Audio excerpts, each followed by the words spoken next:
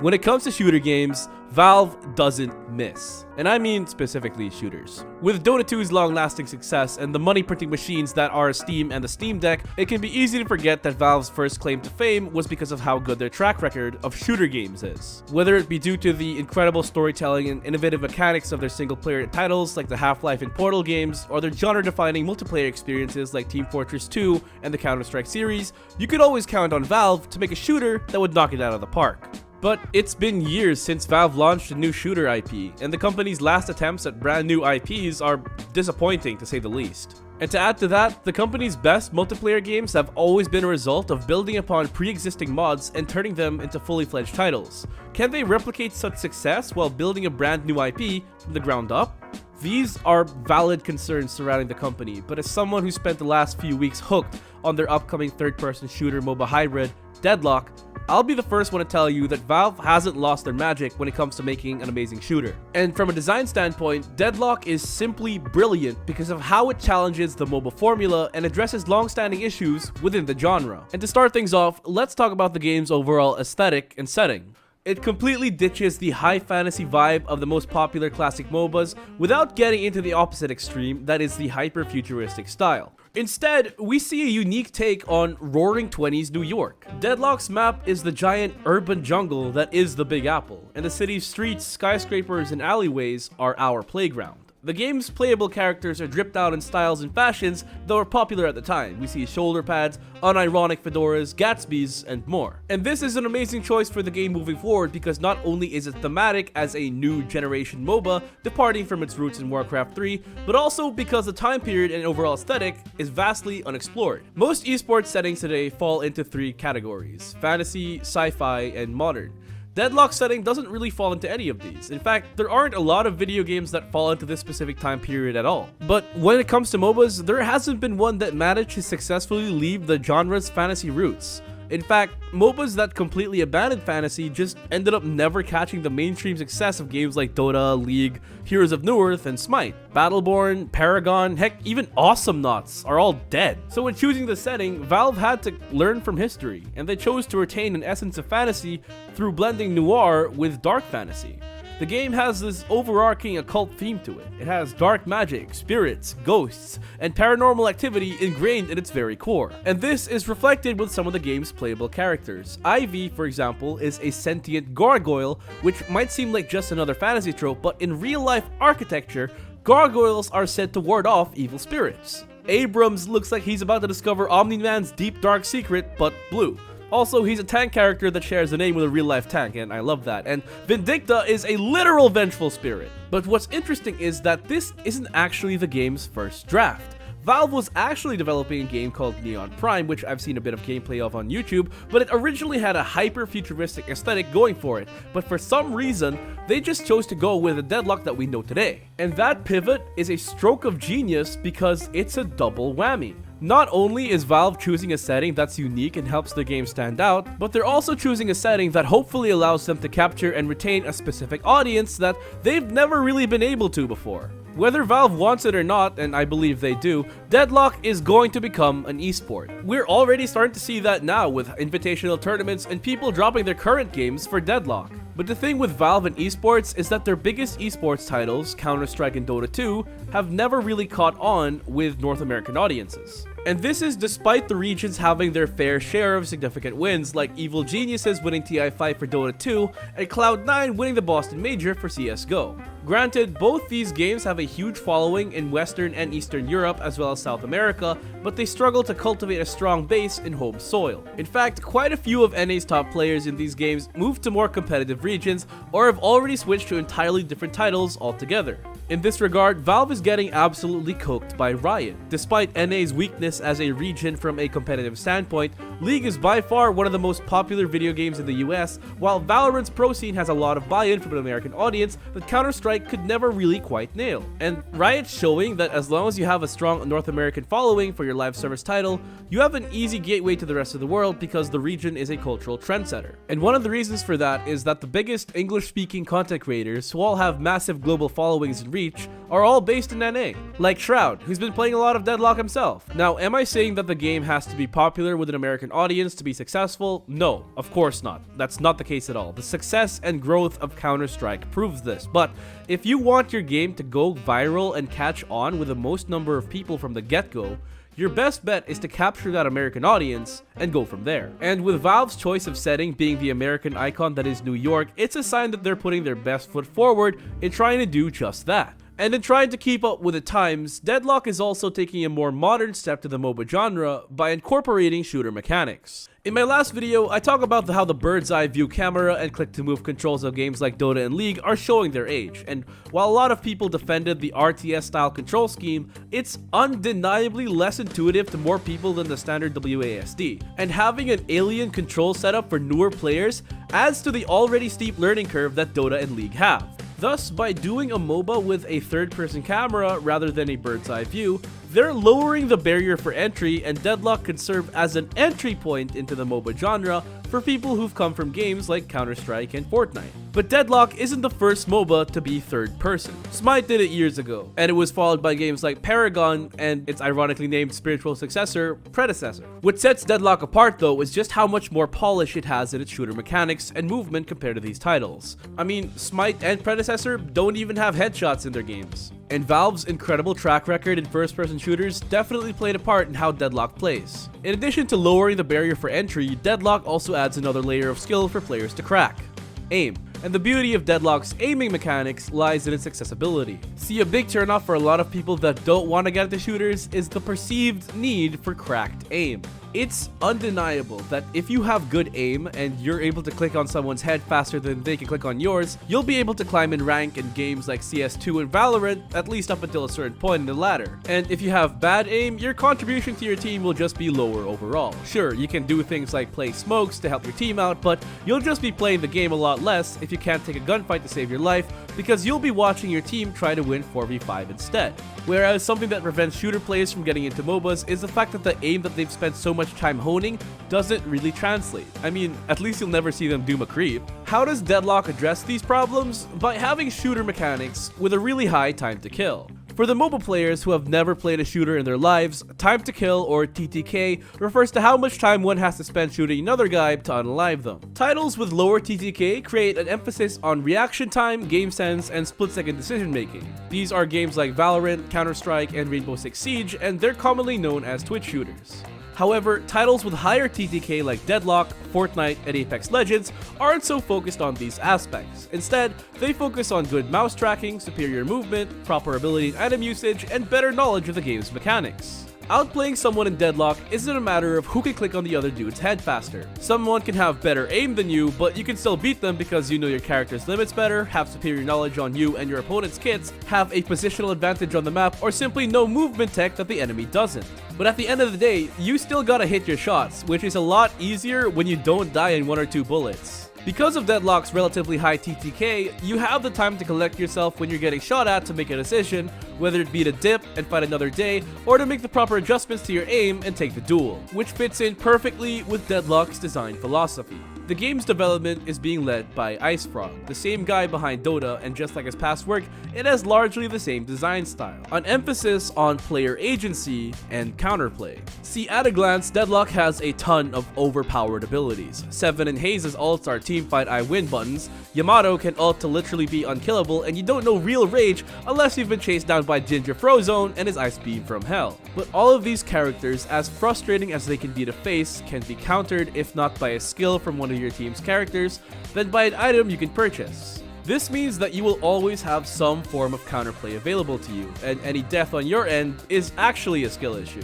Seven and Haze's ults can be interrupted with stuns or interrupts, or in the case of the latter, you can outright kill them if you can tank the damage through something like Metal Skin. Yamato can be kited during her ultimate, and you can waste its time with an item like Ethereal Shift.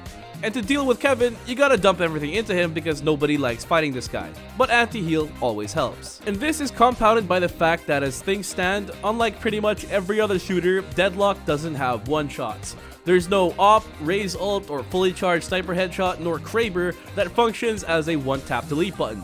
nor is there any skill that deals enough damage on its own to delete someone from full HP. Of course, assuming similar levels of farm. Even Vindicta, the game's only real sniper, needs her opponents to be low enough before she can finish them off with a single powerful rifle shot. This fixes a problem that both Dota 2 and League fell down. There's simply too much damage in both games. In fact, this is such a big problem in Dota that there's an emphasis on the whole tank meta now. And this isn't the only thing that Valve and IceFrog fixed in their second go around when it comes to making a MOBA. You know what really grinds my gears? When I'm playing carry and my support just likes to steal last hits. How do they address this in Deadlock? Well, let's take a look. You see, in a regular MOBA, killing a creep or minion would grant you two separate resources, gold and experience. Normally, gold is granted to whoever gets the last hit, whereas experience is granted to every nearby allied hero or champion within the vicinity. However, in Deadlock, these resources are combined into one.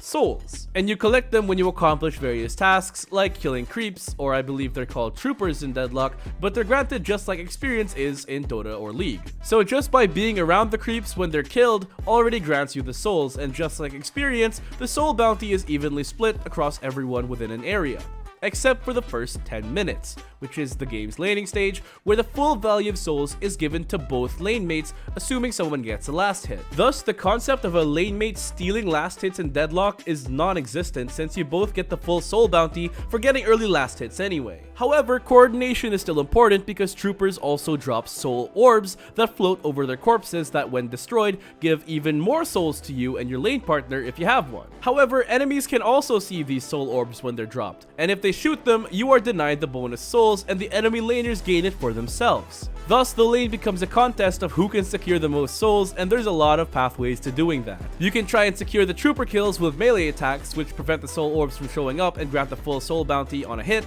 You can play from cover and focus on denying, which will eventually gain you a lead in the net worth department, because remember, you're not just denying the souls from the enemy, you're taking them for yourself. You can play to harass the enemy laners and make them unable to secure souls because they're constantly at a quarter HP, or you can apply constant pressure for an early guardian or tier 1 push, opening up options for ganking, backing, or farming neutrals to amplify your lead. And while sometimes securing these denies is a contest of reaction time between you and your lane opponent, it doesn't always have to be. Who gets the deny can also come down to superior positioning and ammo management, and if the enemy is focused too much on denying, that means their crosshair isn't on you, and you can get away with some free damage on them without a trade. And also, every character has a unique gun. There are some projectile weapons with a travel time and arc, hit scan weapons, shotguns with a spread, and automatic weapons with big magazines and a high fire rate. Thus, some guns are straight up better at securing and denying souls than others.